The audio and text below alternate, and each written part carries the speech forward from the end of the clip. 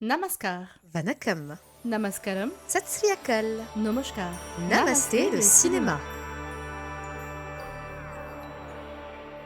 Nous sommes le vendredi 23 janvier 2026 et voici les actualités des cinémas indiens en bref, proposées par Elodie et Asma du magazine Bolly & Co.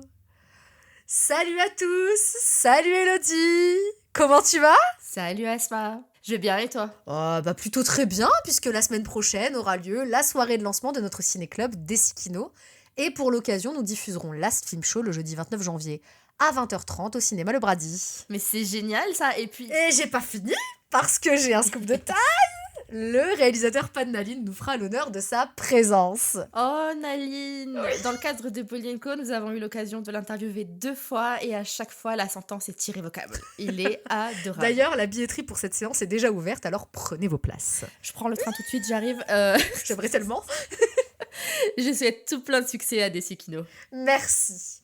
Sur ces belles paroles, Elodie, je crois qu'une controverse a récemment fait trembler Bollywood. Effectivement. En interview avec le journaliste de la BBC Harun Rashid, le compositeur oscarisé A.R. Rahman a notamment déclaré qu'il avait pu être écarté de projets en Inde pour des raisons indépendantes de ses compétences. Je le cite, « Des gens qui ne font pas partie des équipes créatives ont désormais le pouvoir de décision et cela peut être lié à une question communautaire, bien que rien ne m'ait été dit en face. » Comprenez, on ne veut pas bosser avec moi parce que je suis musulman. Il a également pu dire qu'il n'avait pas spécialement apprécié le film Chava, notamment le fait que des mots du Coran soient prononcés pour illustrer des actions moralement répréhensibles. Ok, il a bien le droit de penser ce qu'il veut, ma foi. Sauf que la toile ne pardonne pas Asma. Oh. Plusieurs internautes, tout comme une partie de la presse écrite, n'a pas manqué de lui tomber dessus, l'accusant tantôt de se positionner en victime, tantôt de nier ses racines hindoues, puisque pour rappel, A.R. Rahman s'est converti à l'islam dans sa jeunesse. Pardon?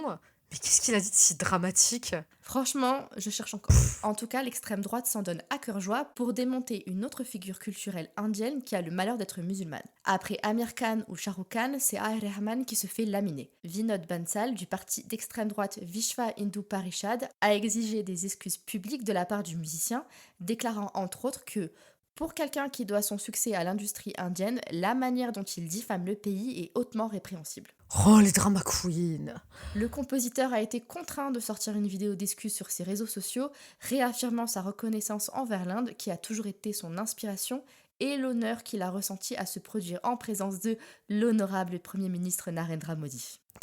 Voilà. Si vous me dites après ça que la liberté d'expression n'est pas un problème dans l'Inde d'aujourd'hui, vous vous fourrez le doigt dans l'œil. Bon, pourquoi je sens que le projet à venir t'a fait grincer des dents, Asma? Après m'avoir affligé dans Mrs. Chatterjee vs Norway, dont ma critique assassine est toujours disponible sur notre site, Rani Mukherjee est de retour avec Mardani 3, nouveau volet de sa franchise de films policiers énervés et contestataires, dont la bande-annonce vient justement de sortir. Le premier film était franchement intéressant. Le deuxième a personnellement davantage déçu, même s'il a au moins eu le mérite de révéler le génial Vishal Jetva. Dans ce troisième opus, Rani rempile dans la peau de la flic Shivani Shivaji Roy, luttant de nouveau dans ce film contre le trafic d'enfants. Comme dans les précédents métrages, l'image est sombre, poisseuse et étouffante. Réalisé par Abhiraj Minavala, habitué des équipes de Yash Raj Films qui enfile pour la première fois la casquette de metteur en scène, Mardani 3 comptera également à son casting la jeune Janki Bodhivala, révélation du film d'horreur Gujarati Vash, mais aussi l'actrice Malika Prasad en antagoniste énigmatique. Et alors, qu'est-ce qu'on en pense? Que la bande-annonce est trop longue et qu'elle en dit beaucoup trop? Et qu'en ce sens, Bollywood doit vraiment apprendre à communiquer de façon astucieuse sur ses métrages. Ouais, c'est d'ailleurs un problème qui ne concerne pas que Mardani 3, mais je suis d'accord. Le cinéma Dravidia, notamment Malayalam, est bien meilleur dans l'exercice, je trouve. Sinon, je dirais que la bande-annonce s'inscrit exactement dans la continuité des 2 premiers films, ce qui est déjà pas mal quand on connaît la propension de Bollywood à nous pondre des suites spirituelles juste pour le buzz. Pour autant, ayant moi-même été désappointée par le deuxième film, je m'inquiète de ce que donnera ce nouveau métrage. Rani Mukherjee réussira-t-elle à nous surprendre dans un personnage qu'elle a déjà incarné par 2 fois? L'antagoniste, incarné par Malika Prasad, ne tombera-t-elle pas dans l'archétype de la tenancière de bordel impitoyable, comme on l'avait déjà vu avec Sima Pava dans Gangubai Kathiawadi? Enfin, la thématique, bien que nécessaire, n'a-t-elle pas déjà été exploitée, en l'occurrence dans la même franchise? Pour toutes ces raisons, on s'interroge sans pour autant complètement bouder le métrage. Moi, ce qui m'inquiète, c'est que le personnage de Shivani n'évolue pas. Mais peut-être que je me trompe.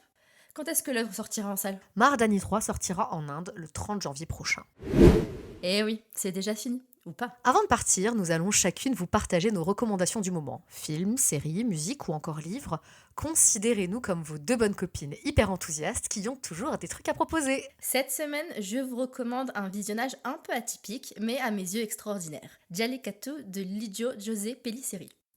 Alors pourquoi j'en parle maintenant? C'est parce que le film est disponible depuis le 15 janvier sur Filmo TV en VOSTFR et que figure-toi, je ne l'avais pas encore vu. Oh. Il faut dire que j'avais adoré Angamali Diaries, mais que j'avais un peu été dubitative par Imayu que nous avions découvert lors de la 7e édition du Festival des cinémas indiens de Toulouse. J'avais été plus emballée que toi par cette proposition, tant le regard incisif que portait le réalisateur sur son récit m'avait marqué. D'ailleurs, ma critique de Emayo est toujours en ligne sur bolienco.fr. Ce qui est certain, c'est qu'avec Lidio, on peut s'attendre à un vrai spectacle et une véritable maîtrise technique. Rien que pour cet aspect, je vous le conseille. Ensuite, il y a ce pitch de départ. Dans un village reculé, un buffle échappe à son boucher. Cette fuite impacte tous ses habitants et les hommes décident de le prendre en chasse. Le film est court, à peine 1h30, mais il raconte beaucoup de choses, en particulier sur la condition humaine et la masculinité toxique. Ok, je commence à être tentée là. Ce qui m'a aussi le plus marqué, c'est l'aspect purement sensoriel du film. On est littéralement submergé par le son. Les allaitements, les bruits de la jungle, les percussions. Il n'y a pas de musique, mais le film est complètement rythmé par tous ces bruits. Bref, je ne vais pas vous mentir, ce n'est pas un film parfait, mais c'est clairement une expérience qui marque, à la fois par sa construction et son propos. Et qui donne surtout à voir une facette du cinéma indien contemporain qu'on ne voit pas assez face à tous ces blockbusters survitaminés. De mon côté, je repars aussi au cinéma avec l'un de mes films préférés de l'année 2025, Superboys of Malégao, disponible en version sous-titrée et doublée en français sur Prime Video. Ce petit bijou inspiré de l'histoire vraie d'une bande de copains qui rêvèrent de réaliser leur propre film m'a personnellement touché en plein cœur. Réalisé par la géniale Rima Kagdi, à laquelle on doit notamment les intéressants Honeymoon Travels PVT Ltd et Talash, ce récit comico-tragique m'a personnellement fait chialer ma race et je ne comptais pas rester seule dans ma détresse. Les responsables? Eh bien, les performances d'absolument tous les membres du casting. À commencer par Adarsh Gorav, qui, depuis ses débuts, enchaîne les masterclass. Dans ton cul, Kartikarian. C'était gratuit. J'assume. Mais il y a aussi Vinit Kumar Singh, que l'on regrettait justement de ne pas voir davantage au cinéma après l'avoir adoré, toi et moi, dans Mukabbaz en 2018. Sans oublier Shashankar Rora, qui a pactisé avec mes émotions pour me faire tomber. Bref, Superboys of Malégao, c'est à mon sens le film indien à retenir de cette année 2025, alors plus d'excuses. Et pour les plus curieux, le documentaire Superman of Malégao de Faiza Khan, sorti en 2008 et duquel s'inspire l'œuvre de fiction de Rima Kagti, est disponible sur YouTube avec des sous-titres anglais.